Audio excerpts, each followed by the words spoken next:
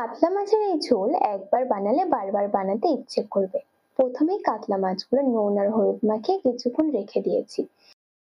এবার মিক্সারে একটি গোটা পেঁয়াজ, এক টুকরো আদা, ৫-৬ কোয়া রসুন, ৫ থেকে ৬টি কাঁচা লঙ্কা সামান্য জল দিয়ে মিহি পেস্ট বানিয়ে নিয়েছি।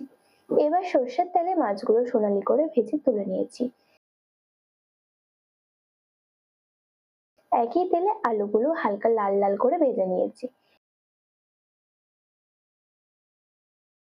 এরপর ফোড়নে দিয়ে দিয়েছি গোটা জিরে। জিরের দারুণ সুবাস বেরোলে দিয়ে দিয়েছি পেস্ট করা মশলা।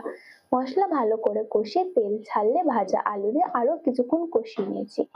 এবার পরিমাণ মতো জল দিয়ে ফুটতে দিয়েছি। ঝোল ফুটে উঠতে দিয়ে দিয়েছি ভাজা কাতলা মাছ। 10 মিনিট মতো রান্না করার পর ওপর ছড়িয়ে দিয়েছি সামান্য গরম মশলা। 10 মিনিট রান্না করার পর ওপরে ছড়িয়ে দিয়েছি সামান্য গরম মশলা। ব্যাস, তৈরি হয়ে গেল গরম ভাতের সেরা সঙ্গী সুগন্ধি কাতলা মাছের ঝোল।